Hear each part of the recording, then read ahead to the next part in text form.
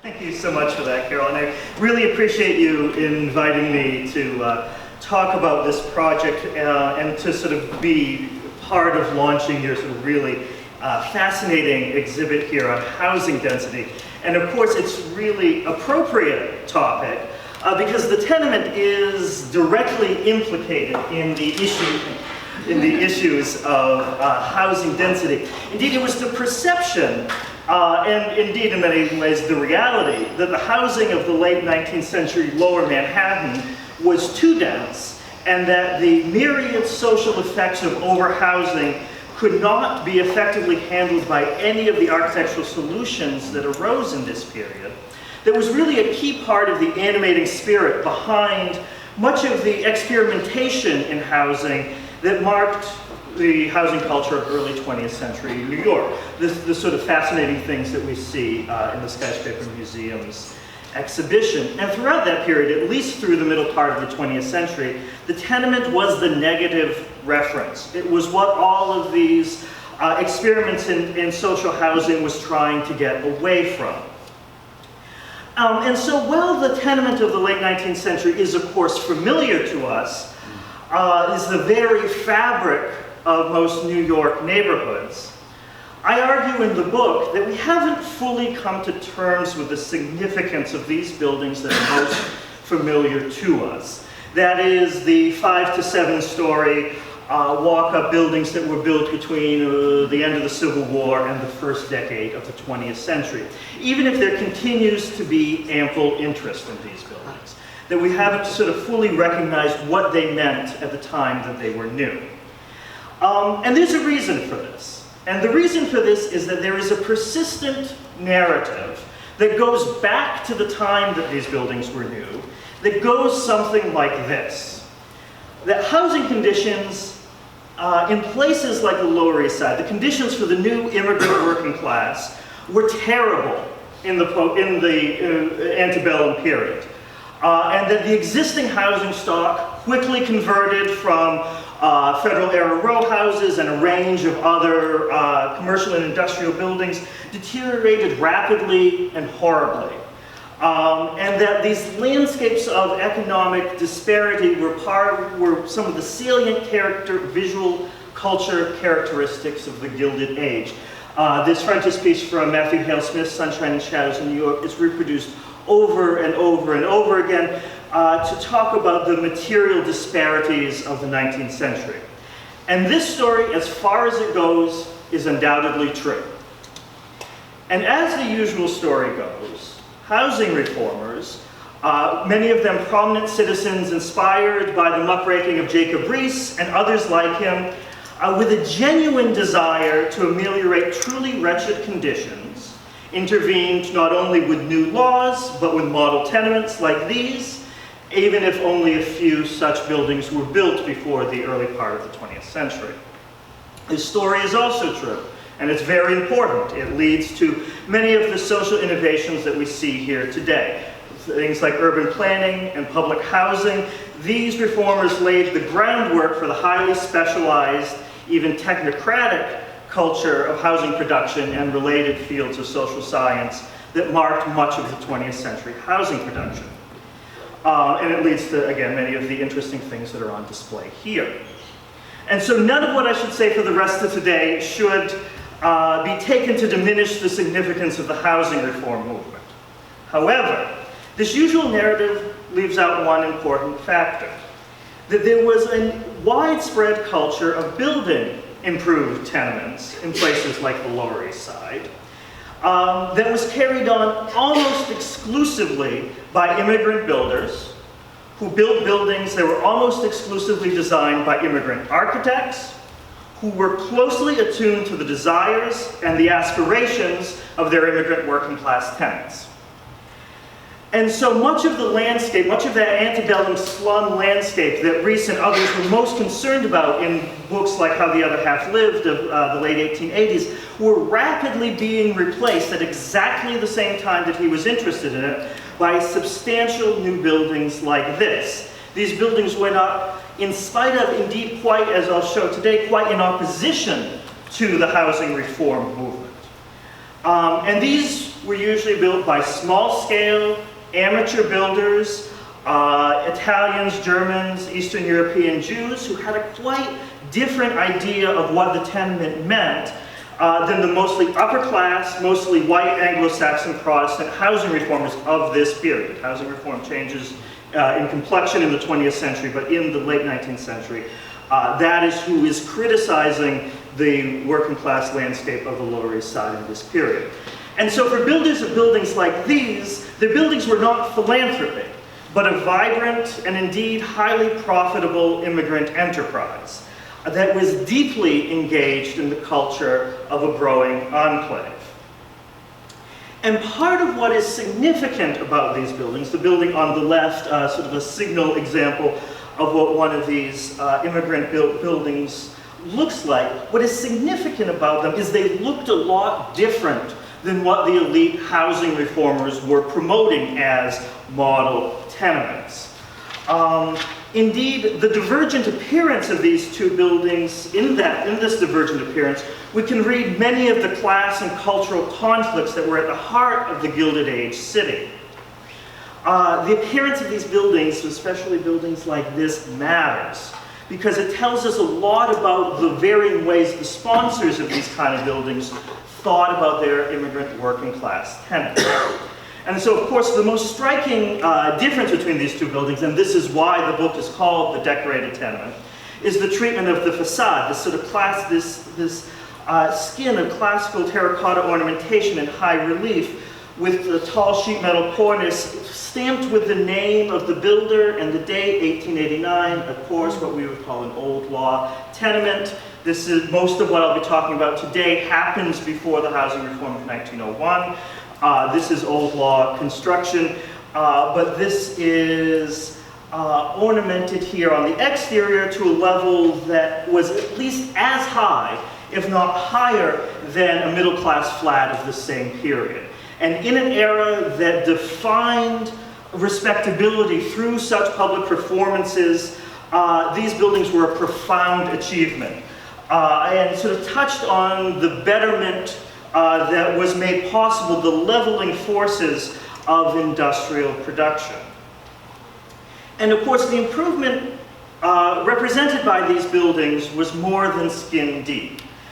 Inside this building, the 5-room apartments had dining rooms and designated dining rooms and parlors, cherished markers of gentility in this period, as well as modern amenities like kitchens with hot water boilers and dumbwaiter access. They had full private bathrooms. Residents entered through a frescoed and mosaic tiled lobby and ascended a marble treaded staircase. These were improvements that a generation ago the urban working class could not have dreamed of.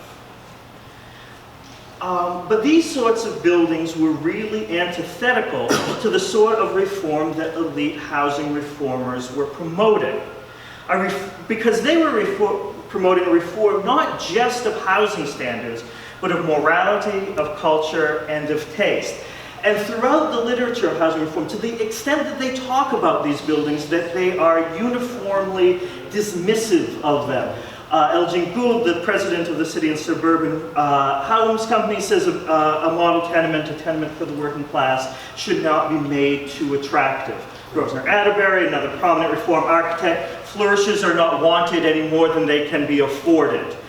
Jacob Riis is very explicit about the danger of these buildings tempting tenants away from the reform projects. Reformers had a high hope of redemption of their tenants, redemption of tenants under proper management.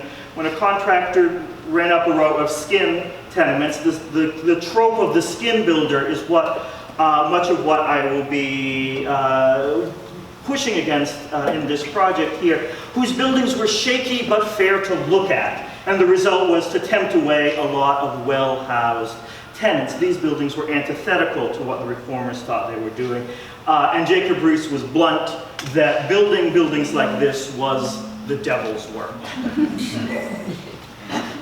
Because buildings like the one that Riis and Atterbury and Elgin Gould were promoting were meant to be didactic Well, the commercial tenement, the decorated tenement, was meant to accommodate, within the very serious constraints of the urban land market, the tastes, desires, and aspirations of the immigrant working class. And so, while our usual reform-centric narrative privileges the intervention of the comfortable, well-established reformer, it ignores or even denigrates those immigrants who were trying to improve the conditions of their neighborhood, largely from the bottom up. And the charge that these were skin builders will make sense in a minute as I sort of go through here, but they have been the anonymous boogeyman of much of the literature on housing in New York since the early part of the 20th century. But I argue in the book, and I'll lay out some of that case here today, that many of these dismissals were deeply intertwined with the xenophobia, the anti-Semitism, the anti-urbanism, and the anti-immigrant sentiment of the age. And so much of the project is sort of recover the story of the builders who sort of put up buildings like this in opposition to the sort of austere, didactic reform tenements like this one that was designed by Ernest Flagg. So we have a lot of quotes from reformers complaining about these new buildings. We don't have very much from the people who are actually building these buildings. So part of my project was about recovering the voices of the builders of these tenements, and sort of the images with these texts are sort of opposite here. One of the figures that I will introduce you to today, because I think he's one of the most important figures in housing in New York that you've maybe never heard of, I don't want to assume in this room, but is Peter Herder, one of the three Herder brothers who I suggest are fundamental to this project, project of improved tenements, and I'll get into that a bit today. There is a little bit of writing of his. He gets into a very public spat in 1901 with Ernest Flagg, and very publicly criticizes Flagg's modestness, the lack of cheerfulness and decency of the buildings that Flagg is promoting as reform. These, he says, are like medicine. They may be good, but they're nasty to take. And Herder is blunt in saying that the greatest enemies of the poor, like Flagg, have often been their public friends.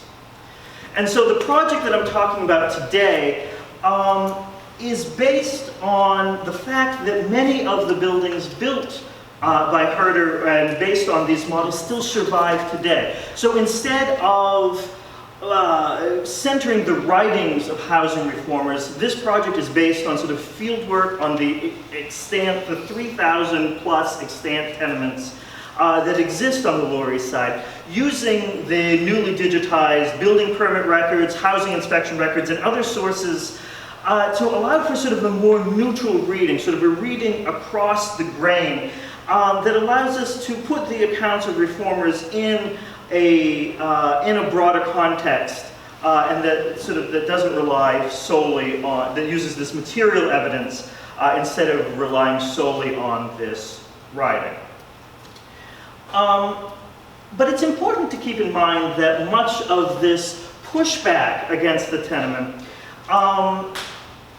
results from a culture that may be a little bit difficult to imagine today, how much of a threat the tenement was to cherished notions of American exceptionalism. These buildings were threatening to American self-conception in the late 19th and early 20th century. And you see, sort of throughout the popular press in this period, a clear sense that the tenement was supposed to be a menace to all because of the disease, the poverty, and the social unrest that it was supposed to breed. In this, I sort of love this Puck magazine cartoon here from 1898. This is the William H. Vanderbilt house on Fifth Avenue, converted to a tenement here occupied by sort of a broad range of sort of immigrants at their trade, sort of the whole range of ethnic stereotypes here. But there is a sense in this period that the rise of this landscape is sort of deeply threatening to the social order, and that there is a need to control it. And sort of much of the animating spirit of the 19th century housing reform movement was about controlling the tenement landscape. As one sort of prominent reformer in this period plainly expressed an idea that was commonly held to many American, particularly Protestants in this period, that the tenement is an impediment to God's plan for the home. No matter how decent, how safe, how commodious such a building can be made, this basic fact, reformer William B. Patterson said, this basic fact will remain. And he said the originator of the tenement was the biblical murderer Cain. And so this intense sort of fanatical pushback against the tenement sort of is part of what historical archaeologist Alan Main calls the slum stereotype. And according to Main, these sort of stereotypes sort of subsumed the innermost working class districts of every city into an all-embracing outcast society. It cast the urban working class neighborhoods as foreign, as fraught with danger, and most of all, ugly. And it was indeed the unmitigated nastiness embodied by the slum stereotype that was vital in casting these places as incomprehensibly foreign to the polite landscape. And so period observers were apt to call the buildings found in the urban working class landscape rookeries, dens, hovels, language evocative of the habitat of animals, and that sort of cast these buildings as a wilderness to be resettled by putatively more respectable populations. And that their residents were these others that sort of needed the help of polite society to reframe their neighborhoods as part of a polite landscape. And of course, the 19th century slum had come about as a part of a fundamental shift in how the working class was housed. With the rise of wage labor, the separation of work from home, the old mixed landscape in which employees tended to board with their employers sort of broke down, and employees were sort of left to find their own housing on the market. So in the early part of the 19th century, flourished for the first time landscapes that were distinctively working class. But by the late 19th century, most of these buildings were sort of old, converted structures, and the critics of this landscape, Jacob Riis and others like them, could take solace in the fact that these buildings were not long for the world, that they would soon be swept away for something more respectable. And what many assumed would take the place of sort of the working class slums of the Lower East Side were commercial and industrial structures. That was sort of the way development had typically gone as the central business district expanded. But what happened was the rise of these new, commodious, and intentional buildings, even if the reformers insisted they were flimsy. And the rise of these new permanent buildings seemed to embody widespread fears that these highly visible signs of social, cultural, and economic difference that was represented in the slum, instead of a fleeting feature, was now an immutable fact of the urban landscape. And so these buildings that went up during the period of greatest interest in the slums, in the last 3 decades of the 19th century, and the first decades of the 20th, were built to these standards whose living conditions, while they may not have met middle-class standards, and certainly didn't meet later expectations, were certainly in line with, and were very much, in fact, improvements upon working-class norms. And so, while they could do little to change the fundamental nature of the urban real estate market, in an era when the needs of the immigrant working class were routinely disdained or ignored, these buildings represented a vast physical, technological, and aesthetic advancement over what they had replaced. And even the New York Times, usually a purveyor of slum stereotypes, reported in 1889 that the Lower East Side seemed born anew, abounding everywhere with substantial, and in some instances handsome, new tenements, 5 and 6 stories tall, with quarters that were comfortable and commodious, this 2 years before the 1901 law. But it is in part the density that caused these buildings to be feared by many reformers. Because of their generally good character, they made these revitalized neighborhoods not only denser, but an essentially permanent, vitally necessary, and for many even desirable feature of the landscape. And indeed, images like this famous juxtaposition of 2 models created in the 1901, created for the 1900 Tenement House exhibition for the New York Charity Organization Society, seem to underscore this fact, with a scrappy old block of sort of the old-fashioned slum landscape remade with these dense, the tall monolithic blocks of dense new tenements. And so it is responding to this landscape. And so in the, if you look at Jacob Riis's 2 signal books, How the Other Half Lives in 1889 and The Battle with the Slum in 1900, you can see an unspoken, between the lines shift. The earlier book is all about that earlier slum landscape. It is these rundown older buildings. In the 1900 book, in The Battle with the Slum, he's battling these new buildings, and there's a slippage in his framing of these buildings, as if these buildings were the same as what they replaced. And this is, I think, the fundamental fallacy that we're sort of fighting against here. Because Riis sort of admits that the death rate in these buildings, as dense as they were, as bad as he perceived them to be, he admits that the death rate is lower in these buildings, that much of the housing reform had sort of already taken place by 1900. But yet he does not trust the kind of reform that these new immigrant builders had accomplished in these neighborhoods. Indeed, he says in 1900 that a shanty is better than a cheap flat in a tenement any day. This a fantastical statement, if there ever was one. Because of this this almost religious fanaticism against the tenement, and such a statement would have seemed like fantasy to one of the residents of these new buildings.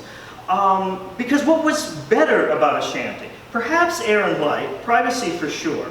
But for somebody like Riis, 4 walls and a roof for a single private family was a sacred right. But it would come at the cost of cosmopolitanism, fashionability, and even modernity itself. A shanty like this in this Upper Manhattan's squatters' village certainly would not have been more comfortable than the new tenements behind it, and certainly not more technologically advanced, even a cheap tenement like those. Because residents in these buildings had a whole host of things that the urban working class never did before. Hot water, at least in private boilers in each kitchen, a sink with running water, dumbwaiter, a flush toilet, maybe shared, but still an advance over what had come before. And many of these buildings, a parlor, wallpapered, folding blinds, full marble mantle, even if that parlor was rented out at night. And so clearly, these buildings represent the consistent trend of improvement in working class housing over the course of the 19th century. And so I use this slide at my peril here. This image of the early 19th century tenement, the mid 19th century tenement, and the classic dumbbell tenement of the late 19th century is what is typically used to show the exploitative nature of the housing market in the 19th century. These three buildings happen to be next to each other on Mott Street. This building, I'll call your attention to, maybe the oldest tenement in New York. This building may have been built in 1824. People thought this building was built in 1824 as early as 1856. I can't find some conclusive facts of this. It looks right. 7 stories as early as 1856. This, in the words of historian Elizabeth Blackmar, legitimated the poor housing conditions of the early 19th century, and I don't disagree. Within this building are modest 2-room units, less than 400 square feet, one room facing the front and one windowless bedroom behind, and then behind another rear tenement. This sort of taking the form of a federal era row house with the rear tenement that is usually in these neighborhoods, some of the first purpose-built multifamily housing is actually these rear buildings that were built behind purpose-built single-family row house.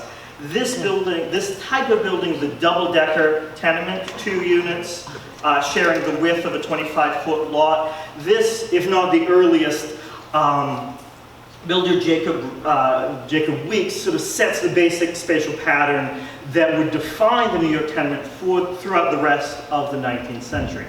That's not what I have issue with here. But by 1874, in the building next to it, we see a number of things going on here. Obviously, the building has gotten deeper. But it's gotten deeper for one reason, and that is the addition in both the front and the back unit of a parlor.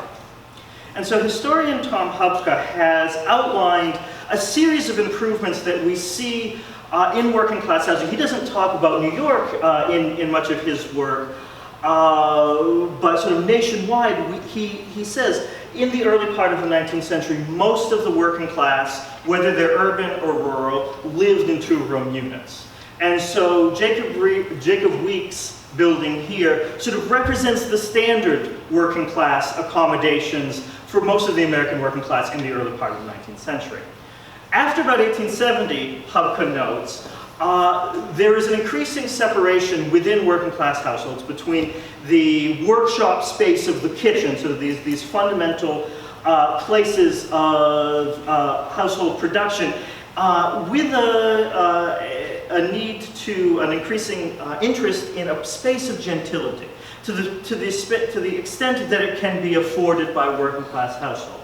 So this single stud wall that separates the kitchen from this new institution of the parlor, this sort of front sitting room, I argue is an important social innovation. That this is allowing sort of the working class culture to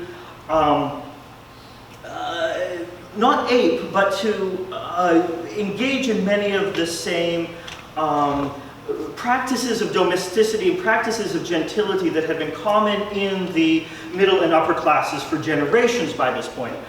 Richard Bushman, the scholar of sort of middle class culture, parlor culture, has said the democratization of the parlor among the middle class in the antebellum period was one of the great democratic movements of the 19th century. I would argue that the appearance of these buildings in the tenements of New York in the period after the Civil War, it sort of extends that democratization movement to the immigrant working class as well. But of course there are sort of economic reasons for this too. Apartments are rented by the number of rooms, in that adding the parlor sort of means another room that you can charge for. And it also means the space of the kitchen, the sort of nominal female space of the kitchen, is pushed deeper into the lot. So this is not without trade-offs, but it was very fundamental. And you see the people who talk about these buildings say you can't rent that most of these tenants want a front-facing sitting room. And part of the reason the double-decker tenement seems so illogical right? And this is one of the things that reformers were trying to eliminate, was squeezing too narrow units on a lot. This was responding to the fact that the sign of gentility was a parlor facing the street. And in this 1874 building next to Jacob Weeks' tenement on Mott Street, you see not only the appearance of the parlor, but the new appearance of an ornamented facade. This building, built by a man named Martin Frickin, a well-connected Tammany liquor dealer who lived in a second floor apartment in this building for 2 decades after its construction. This building, like many tenements of this period, was owner-occupied. And so we can see sort of the improvements that you get in the dumbbell tenement of the period sort of 15 to 20 years later than that. The improvements in air and light are things that come out of the 1879 housing reform laws, that come out of the reform movement, but plenty of the improvements represented in this 1887 Herder design tenement were not required by law. The parlor, the wallpapered parlor, the marble mantels, the kitchen with its boiler, the folding blinds, again, things that are signaling gentility in this building designed by built by a recent immigrant Polish-Jewish cigar maker who lived 2 blocks away. So many of the things that reformers had maligned as heedless were meant to respond to the expectations, of spatial and technological improvements, reflecting changing standards, preferences, taste, and cultural practices. And so during a time of rapid tenement construction, tenants frequently moved to achieve better accommodations. And builders knew that tenants preferred an increasingly complex suite and variety of rooms, even if it meant these rooms were more poorly lit if they had been undivided. And we can see these cultural practices, these cultural preferences accommodated in these plans of these sort of common tenements of the period up until about 1890. But things get even more interesting after about 1893. So the double-decker tenement remains sort of fixed as the image of the old law tenement in New York up until 1901. But interesting things start to happen after about 1895. After the housing depression of 1893, there was a major building boom that extended on both sides of the 1901 law. And it is in this period that we see increasing demands for spatial improvements like the dining room, right? The plan of this row of buildings on Orchard Street, commonly built by Fine. Here now we have a 35-foot wide building instead of the 25-foot. In order to accommodate each apartment having a dining room, a full bath, and sort of 1 unit in the back. This was the most common tenement plan of 1895, not the sort of hidebound 1870s dumbbell plan.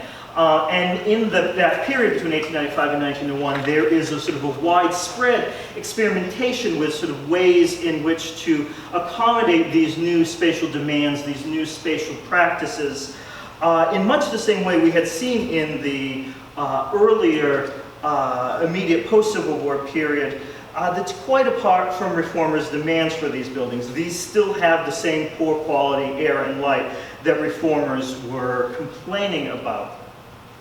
And so by the first years of the 20th century, this 1900 building, probably the largest and most commodious old law building on the Lower East Side, a 7-story building with an elevator, one of only a handful of tenements on the Lower East Side with an elevator, dining rooms, 2 parlors in this building, and of course this fancy new facade that I'm saying is one of the things that signaled improvement.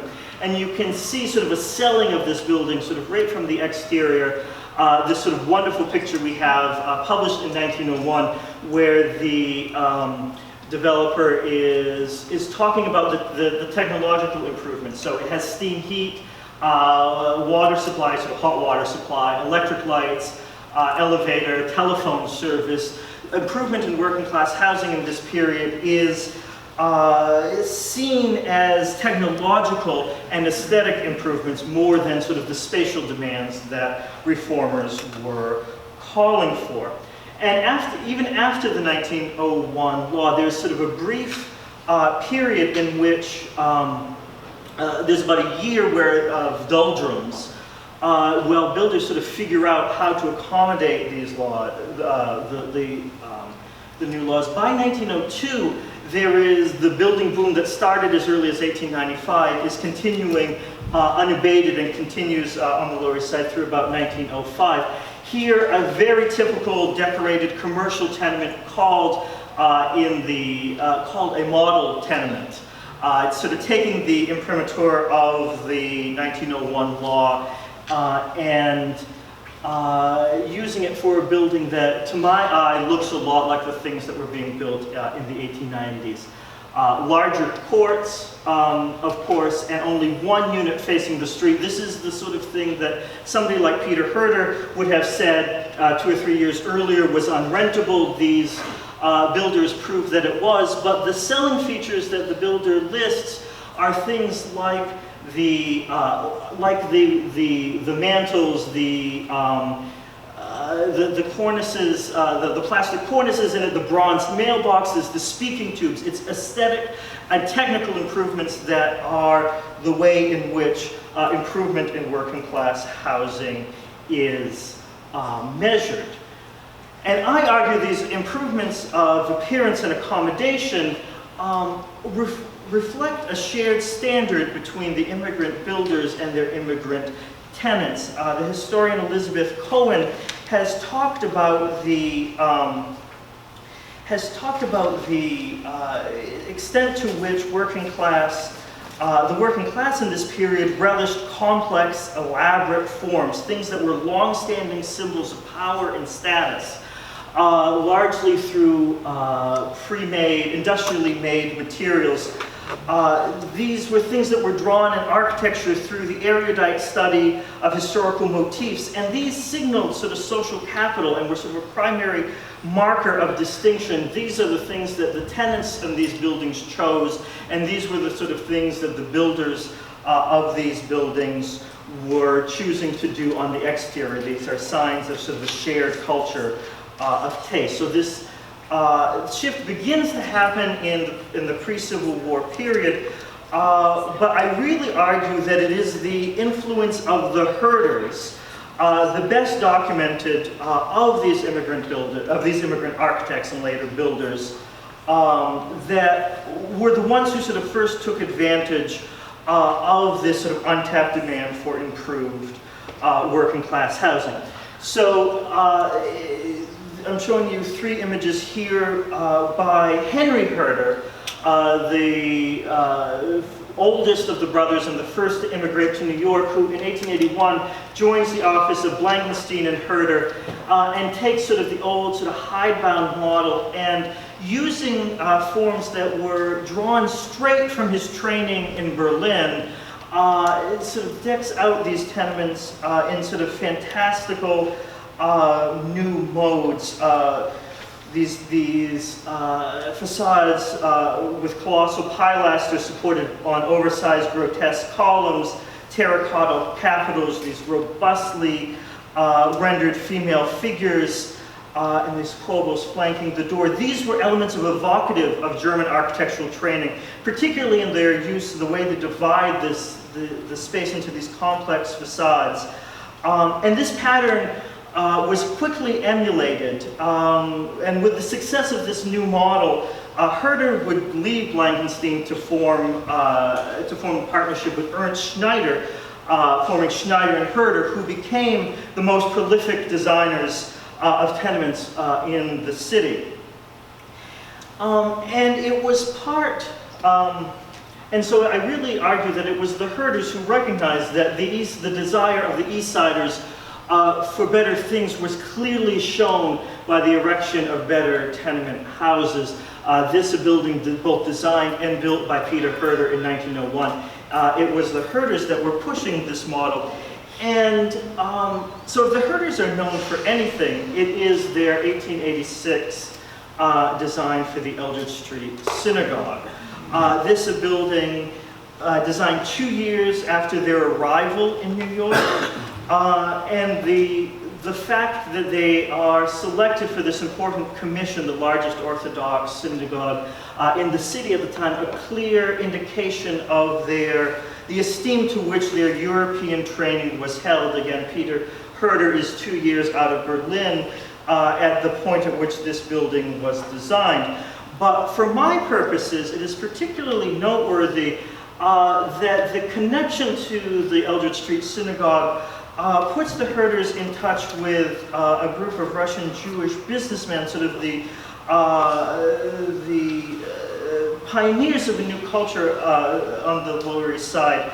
And it is through the building committee of the Eldridge Street Synagogue that the Herder model, this sort of model of improved tenement, really takes off. Within 2 weeks of the groundbreaking of the synagogue, Herder has filed plans for 10 new tenements throughout the Lower East Side, many of them sponsored by building committee members of the Eldridge Street Synagogue, whose facades have clear, formal, and ornamental,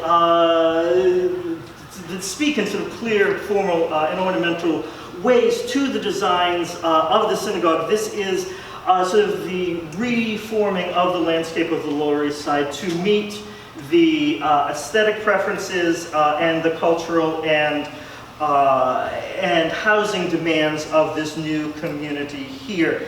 And so these businessmen, this group that sort of comes out of the Eldridge Street Synagogue, I argue were with the Herders among the first to recognize the need for improved working class housing that was sort of particularly notable for their sort of recognition of the emancipatory power of the American system and sort of the meaning of building a sort of a palatial, ornamented looking building within a landscape with which they were unfamiliar.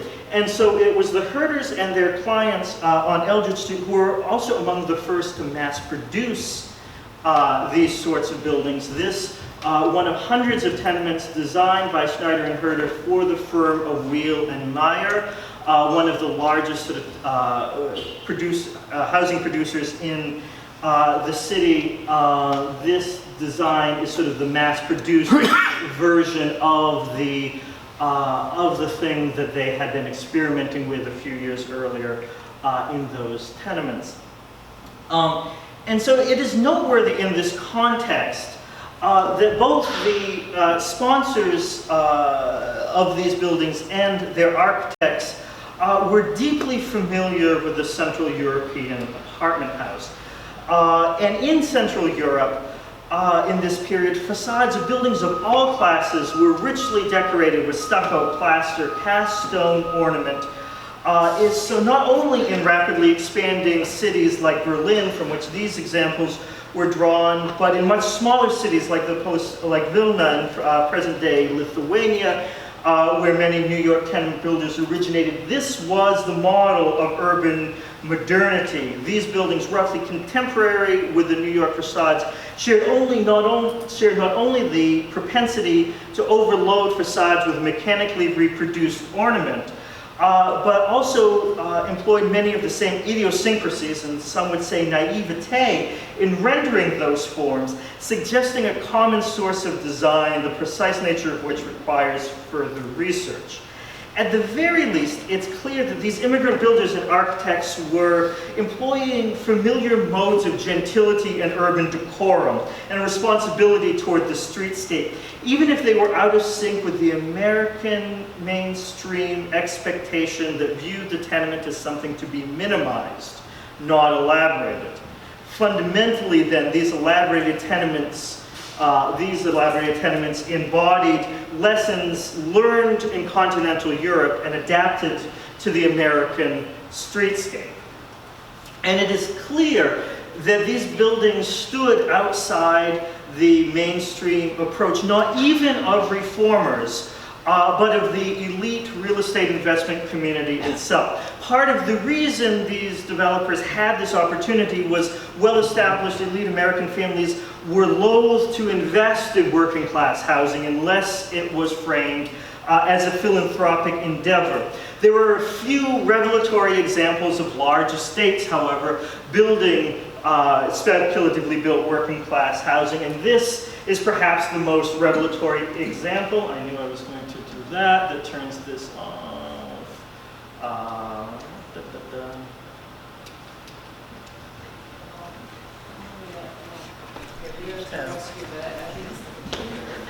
Yeah, board maybe that would do that. Penultimate slide here. This, built by the estate of A.B. Schumerhorn, one of the largest and oldest families in the city, designed by George B. Post. One of the most austere examples of a tenement that was built in 1885 at exactly the same moment as those examples I was showing you earlier. This a particularly startling contrast to a loft building, also designed by George B. Post at exactly the same moment for a relative of the Schumerhorn family. This a fish warehouse with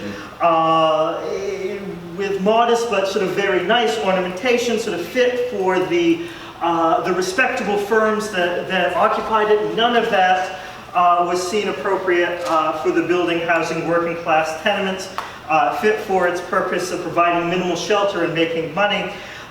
This sort of building represents sort of an elite client, an elite architect's view of an appropriate facade for a tenement. It's sort of embodying these explicit cultural and class prejudices.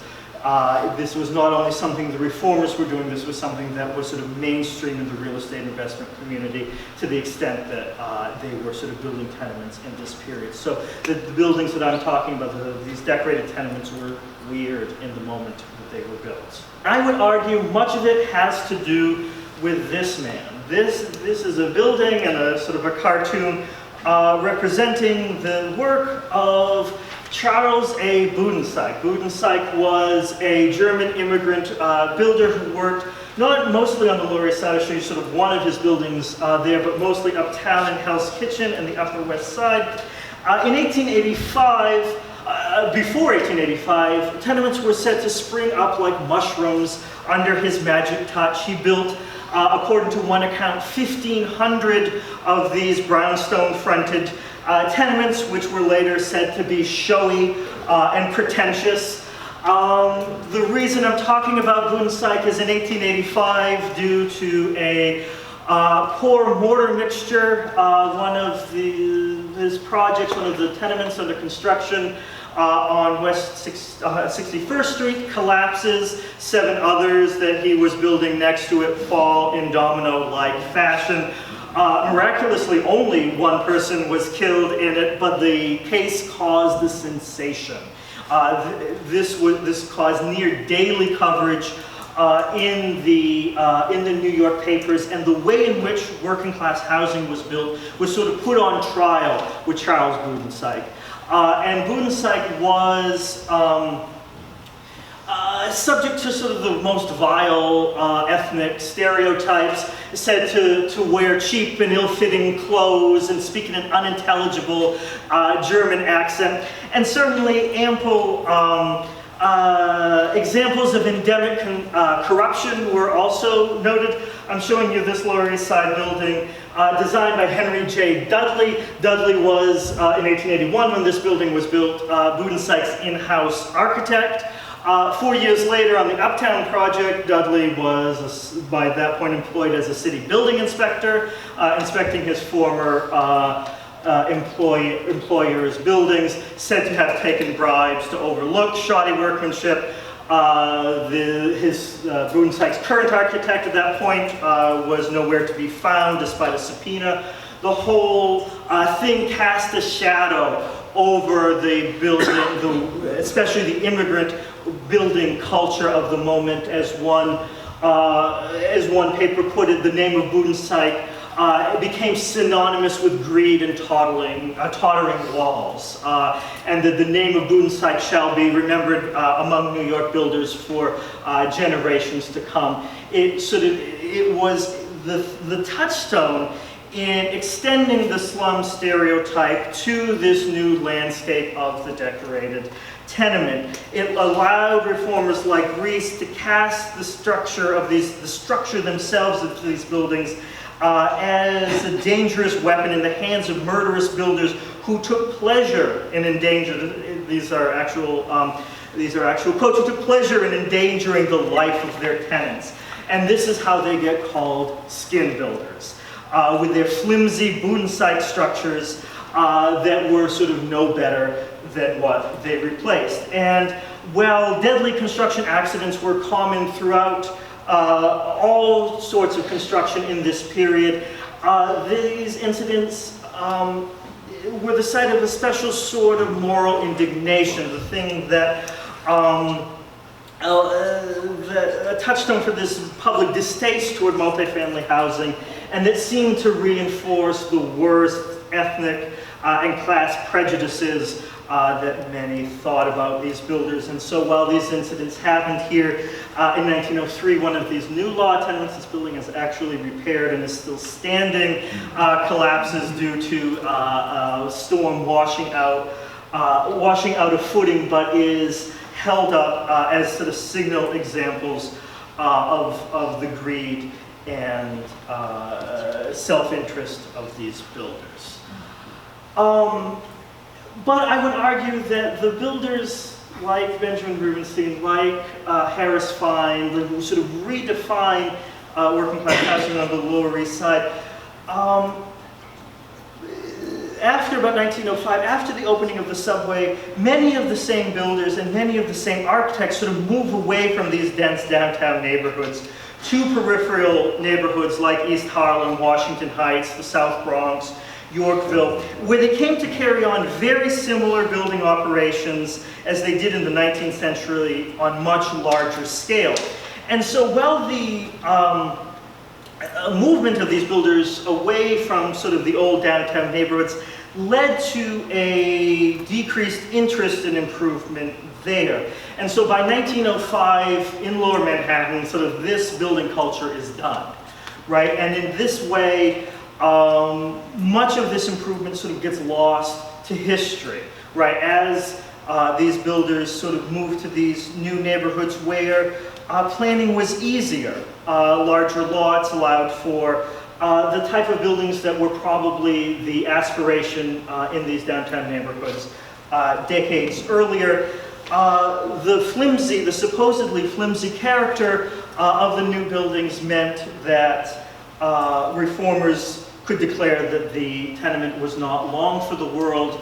And it is these sort of slum stereotypes imposed onto these new buildings built in the late 19th and early 20th century that allows the 20th century housing reformers, the housing planners to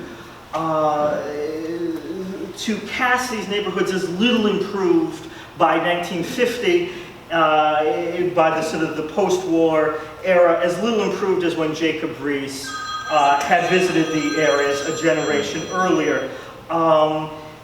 That these portrayals were sort of central in extending the slum stereotype to this landscape and reinforcing the claims of the urban planner who had largely overtaken the housing reformer for the needs of drastic intervention that we saw in the systematic clearing of these neighborhoods as substandard, branding them as substandard and marked for demolition. So that it is this, it was sort of these stereotypes that sort of allowed for the improved tenements of the 19th century to sort of get lost under this outpouring of reform, reformist narratives. Thank you. Yes. So you showed very dramatically how the facade of the reform tenements of St. Ernest Square are different from Herder and the various other more classical old stuff. Were the interiors dramatically different? Yes, absolutely. And so part of the difficult argument to show visually, but absolutely. And it is things like the presence of the parlors. Flag tenements didn't have parlors, they didn't have dining rooms, they had sort of one big open space. They sort of didn't trust that these small rooms would be used in the way that reformers hoped, that they didn't believe that these residents deserved a parlor and a dining room. And so, yeah, they were radically different. They reverted to sort of a two-room plan that was, it had been sort of long out of fashion among them. So yes, the improvement is more than skin deep. So how did they do in the marketplace? Did they command lower prices, or? So many of these buildings were actually cheaper than to build and were cheaper to rent than much of the reform housing. The two that I showed at the beginning, that 1899 Harris Fine building, was 30% cheaper to build and rented for $1 a room less than the Ernest Flagg building that I showed next to it. So it feels like a better value to the eyes of many of the prospective tenants of these buildings, and this is something that you hear the reformers complaining about, that there are sort of a prejudice against these because they don't feel like a good value. Yes. But didn't the Ernest Flagg model tenement have improved light and air? So light and, yes, oh, go on. And other interventions. It is light and air that is the primary focus of the reform movement. And it is the thing that is better in those buildings, but not by much. And you know, so that you get courts, right? But you have the living rooms facing into the courts and not onto the street in the way that these builders were arguing. Tenants want apartments that face the street and not onto these light courts. So while there nominally, in sort of a technical sense, there was more air and light into these spaces, it wasn't in the spaces that sort of builders argued that many of these tenants wanted. In the floor plan of the pre-law buildings that you showed alongside the old, go back to that, the three at the 65 Mark Street. This one? Yeah. Yeah. So in the dumbbell, there's bathrooms that everybody shared. Yeah. But in the older one here, this one, that's the oldest building. This one here. Yeah. It's not showing. The people go downstairs. In both of these, they go downstairs to what would have been privies here, what would have been sort of Flushing school. Flushing should have shared sinks, shared facilities here. But yes, outside bathrooms in both of these. So the inner bathrooms, the inside flushing toilets, very much a part of the improvement represented by these buildings in the 1870s. Now, in the year 1874. 74. Is this that would be that one. This one. And people going to the outhouse out here, yeah. in the back. Is that connected to the sewer system? So 74 it is. 74, this is connected to the sewer system through plumbing. This has a sanitary privy. So in 1824, it's ground. It's to the ground. And it is the density of that kind of thing that is the fundamental problem of these buildings, right? And the increasing connection, first shared and then more and more private, that is ameliorating the worst aspects of the density of these things. Certainly earth and privies shared by this number 7 times 4 here, families, is the worst parts of the density that is represented by these buildings. So there's no K in this an old one. Yes, so it is a shared kitchen living room in these old ones. So one room for everything but sleeping and then another room for sleeping. And so having this other room is sort of part of what I'm arguing is what's changing in the post-Civil War period with these increasingly deep, dark plans. Again, so this trade-off between having these divisions of spaces, which many believe was desirable, and the lack of air and light that means, right? Pushing these, that you're dividing the spaces, but that means the spaces are darker, right? And that this is the trade-off people are saying that our tenants are willing to make this trade-off. Is there any documented evidence of the existence of the similar buildings as 65 Mott Street in the city? If it's the oldest. So there's 3 or 4 buildings that people point to as though this is the earliest.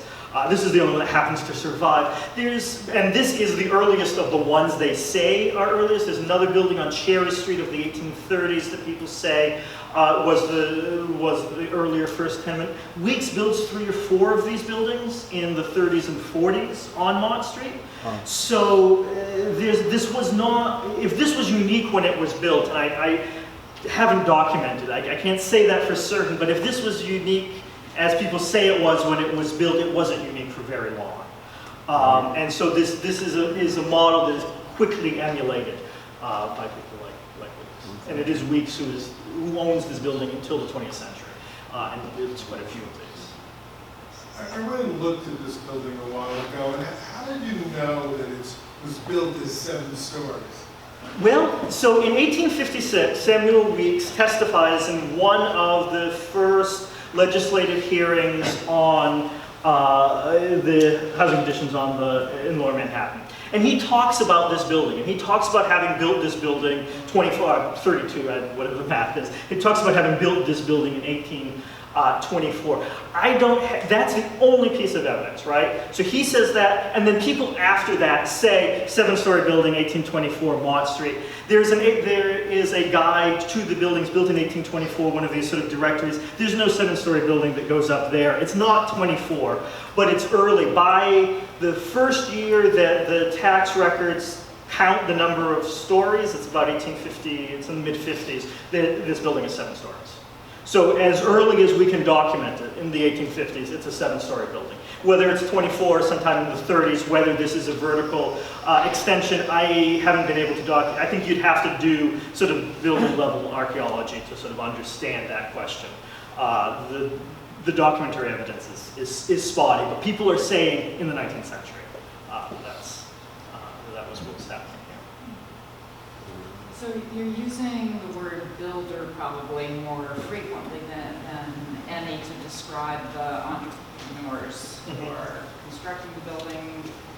Sometimes you distinguish an architect. To what extent is entrepreneur, architect, and builder combined in the single investor, or when do they separate? Well, so architect is almost always separate. Right. Almost all of these buildings after the 1860s has an architect. Some, like Herder, get into the building business himself, right? And so there is this culture of the architect as the builder. Then in the investors themselves, there's 2 sort of subgroups. There are the people who sort of build to hold, and there's the people who build to sell. The build to sell is is for the most part a later thing that sort of happens a lot more after the turn of the century as this gets professionalized. In the mid to late 19th century, these are largely smaller scale builders, many of whom hold their buildings after they build them. This building, for example, most of them sort of hold and many do occupy it. Is their principal expertise construction then?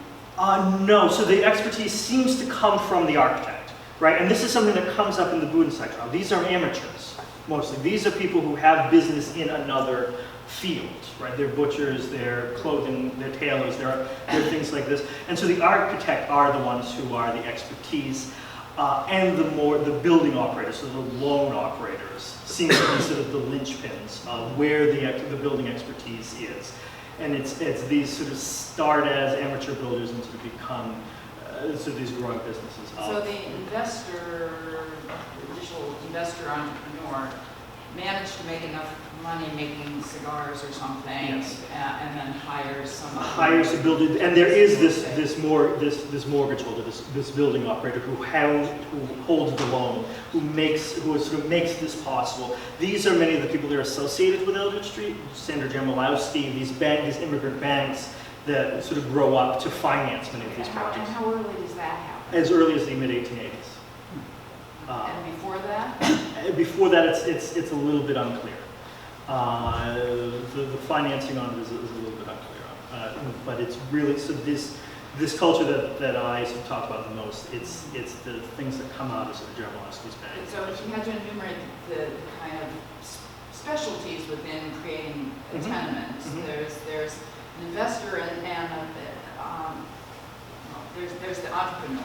Right, there's the right. And there's also someone who finances it. Who loans that person money. And then the there's the architect. in the building. And then there is a contractor, And often a it's contractor. pretty So it's common four. that four Yes, people four people are in the involved. project. And that's just part of the extent that the reformers talk in detail about this, they sort of complain that there's too many hands in the pot here, that there are too many people who are sort of taking a percent and that are complicating this process, and that the builders, the person whose name is on the building permit, have no expertise in this matter, who sort of do these projects at a distance to the detriment, right? And Budensyk, in his trial, says, I don't know anything about construction. I'm relying on my builder and my architect in the building department to properly execute The this first project. investor bought the land. First investor buys the land. Sometimes the person who buys the land is also the person that arranges the mortgage. Sort of makes the speculation that it is a site that is amenable to tenement redevelopment, sells it to this amateur builder, often with a mortgage, and often with the construction loan. When they bought the land, was the land unoccupied? No. Were they demolishing something? Almost all of these were occupied by generally by two-story sort of federal era row houses. This is all reconstruction. When they get out to Washington Heights and sort of those areas, that's Terra Nova. This is all sort of reconstruction of sort of a federal era landscape here. And they used the word tenement at that time? Absolutely. And for me, it's a term, it's a derogatory term. They used it in a derogatory sense as well, or it's only now that we look back and we go, it's tenements? It's mostly the latter. Most of the people and the terminology is very squishy. It's very complicated. I use it because the people like Herder who are talking about what they're doing, they're calling them tenements. Even if the building department is permitting them as flats, as French flats. Right. And there's sort of no, there's few relationships between the building form and sort of what they're calling. But when he's talking about it then as a tenement, is he using it in a derogatory sense? No. No.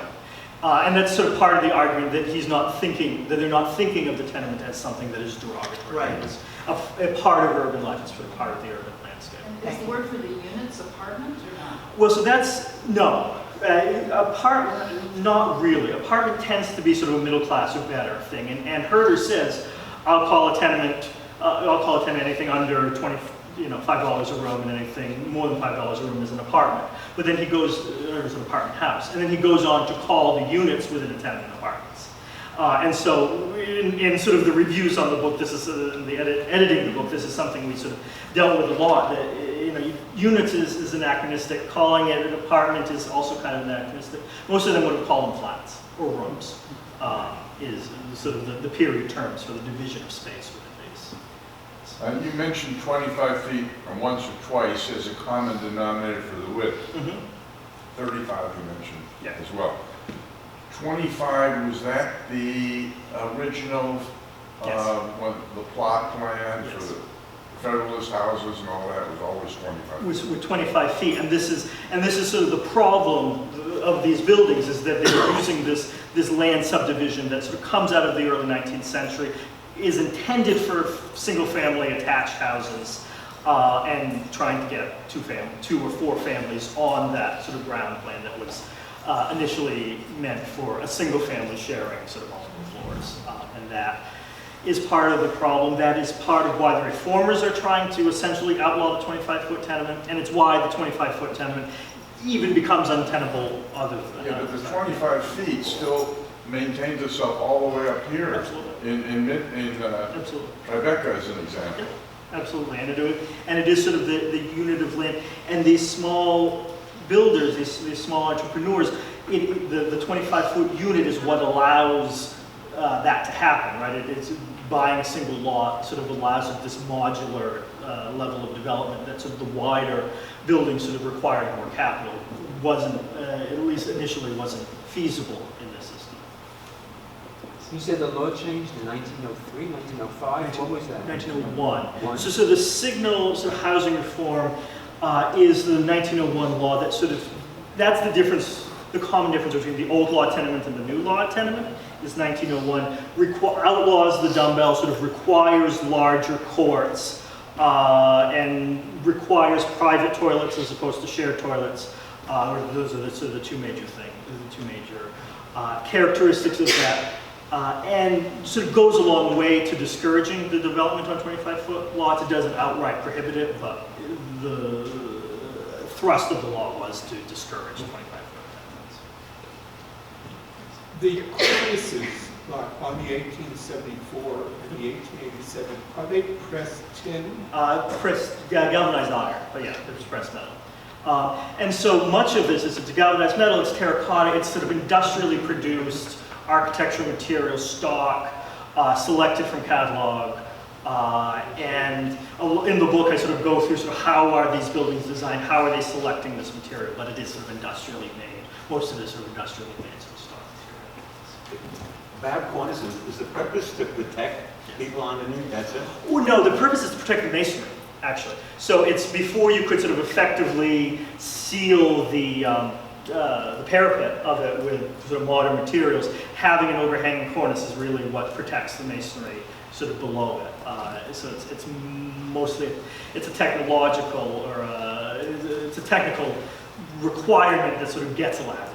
But you basically have to have a cornice, and even the people who are trying to do austere, he doesn't want to do a cornice, but he kind of has to because for sort of technical reasons. Also, pressed metal here.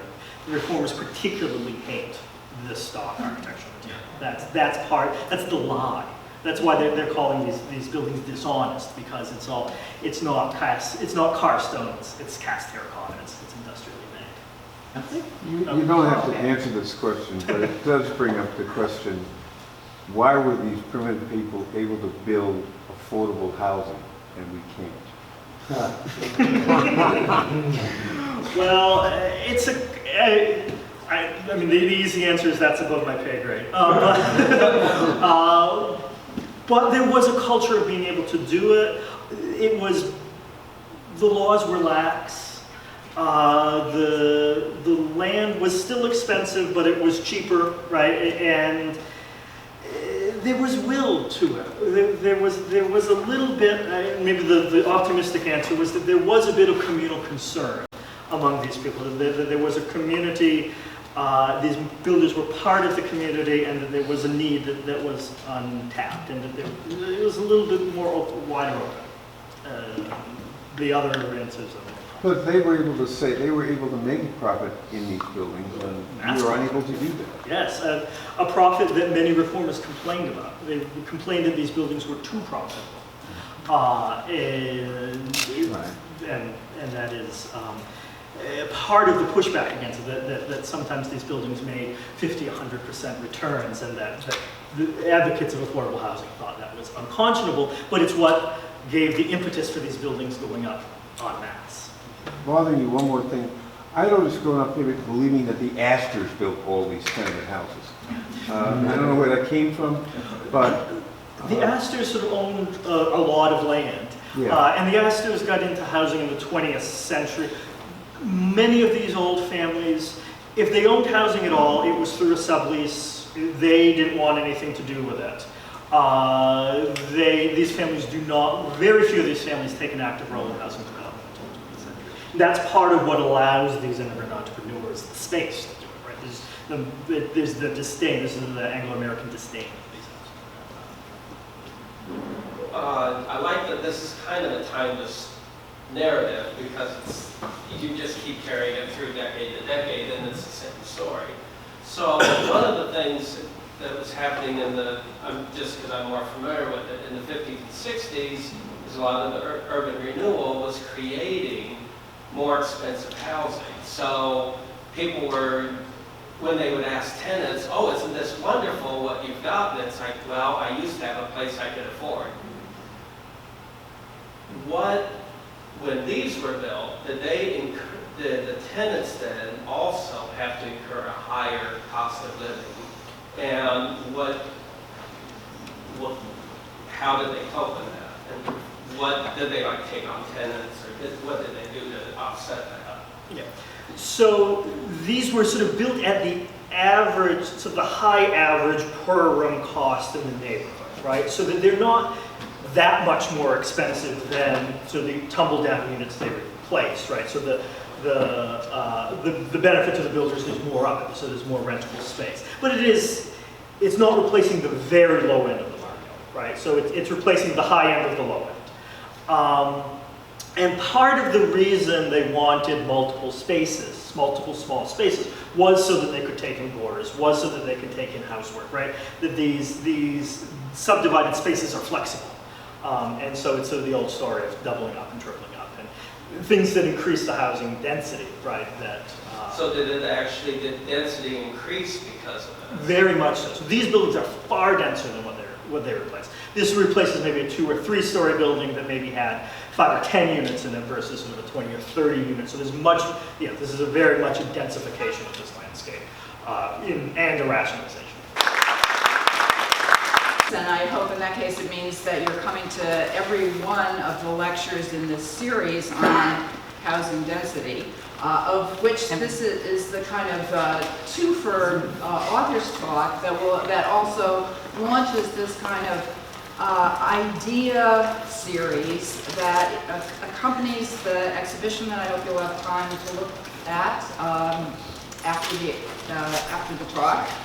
Or certainly in order to see it at length and in depth. The guest curator for housing density is Nicholas Bloom, who is an expert on affordable housing on NYCHA, wrote Public Housing That Worked, and a number of other books on the 20th century, but especially government subsidized housing. And this exhibition and tonight in the series launches this investigation that the exhibition kind of evolved really in the course of the research that we did, that that explored the idea of density, except it's densities, 2 kinds in particular. If you come up the ramp and to enter the space, you're confronted with the first question, what is density?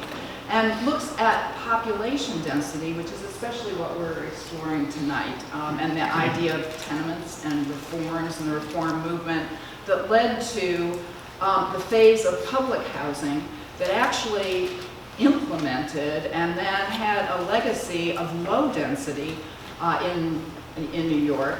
Low density, not only lowering the population density in order to solve the problem of overcrowding, but changing the idea of ground coverage density, of built density, as you can see in our models, to an extremely low density strategy.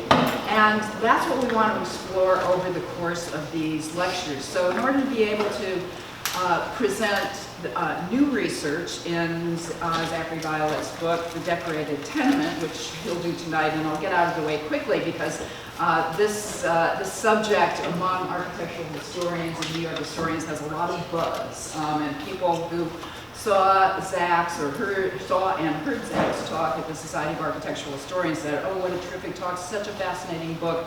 And so I'm really eager for him to share this revisionist research on a subject which has an enormous amount of scholarship already. This book fits perfectly into our investigations that juxtapose and compare or contrast private development solutions to housing multitudes of people versus public housing solutions. And that's what unfolds in the exhibition from the 1900s through the 1960s. And very soon, as in a day or so, every word of the exhibition and all of the images will be available on our website, so you can read through at your leisure the 20 or so thousand words that we put on the walls here at the exhibition. So let me introduce Zachary Violette, who's a obviously young scholar with an old beard. Yeah, who has finished his PhD in American and New England Studies at Boston University, which is my alma mater, by the way. This is his first book, and it's about a month or two old at this point, The Decorated Tenement, How Immigrant Builders and Architects Transformed the Slum in the Gilded Age. Zach this is from Minnesota Press.